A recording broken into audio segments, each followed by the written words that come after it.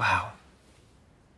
The fact that somebody, with this incredibly basic technology created a record that still lives is, it's a miracle. It's really mind-blowing.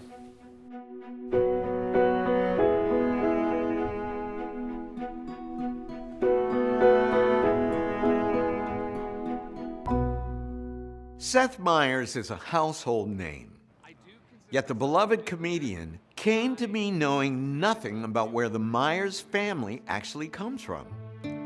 We trace his ancestors back to a small town in modern-day Lithuania, where his family had lived for generations, but not with the surname that we all know so well. Wow. Trakiansky is the last name? You have just met your great-great-grandfather, and you have just retrieved your original family name. Wow. Late night with Seth Trakiansky. Yeah, I can see it now. Yeah. Amazing. How does it feel to learn that? It's funny to think of how, I don't know, how much weight names have on people's outcomes. Because that's a lot of a name there. We wanted to figure out how the Trakianskys became the Meyers. Our search would lead us to a remarkable individual, Seth's great-grandfather, who took the name Morris Meyers after immigrating to America. We aren't sure why Morris changed his name. He may have been trying to assimilate. He was certainly a very resourceful man. Records show that he came to Pittsburgh around 1870 and started out at the very bottom as a peddler. He came to this city where, in common with other pioneers, he sold tin in the country districts, often carrying great loads of pots, pans, and other utensils. The first $4 he earned, he sent back to his mother. Can you imagine making a living carrying pots and pans in the countryside around Pittsburgh? I mean, no. I certainly don't hear it and think, I missed my calling. We believe that Morris came to America when he was only 15 years old, arriving at what was known as the Castle Garden Immigration Center, a precursor to Ellis Island. From there, Morris traveled to Pittsburgh, a distance of over 300 miles. Think about this, he's 15. He'd have to find food, lodging, and train tickets, and according to your family, he spoke zero English. I can't even.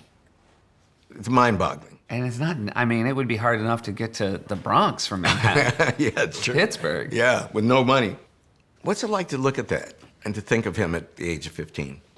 Well, when I think about the things in my life that would frame as difficult, none of them are even close to any sort of level of difficulty that someone like Morris went through. Talk about being forced to grow up overnight. Yeah, that is amazing. Morris did more than grow up fast. He thrived. He launched a dry good business and eventually bought a home in Pittsburgh, a home where Seth's relatives still live today. That's fantastic. In a nice neighborhood, too.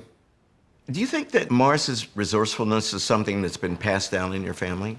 I think that his resourcefulness was born of necessity. Mm-hmm. And even if he loved improv comedy, it doesn't seem like he was in a place where he could have taken that chance. He could have been pretty funny with his horse and I think, cart. I think if you're a peddler, if you got a joke or two, that probably helps make a sale. So we don't know, but I guess that's what I'm really taken with is, you realize, he didn't have the chance to choose what his passion was. Mm-hmm. He had to find something that worked, and the fact that he did it in a way that, bought a house that's still in the family is quite a legacy. Retrieving lost stories can be an act of restoration, not only of our ancestors' resilience, but of the resilience of the entire human community.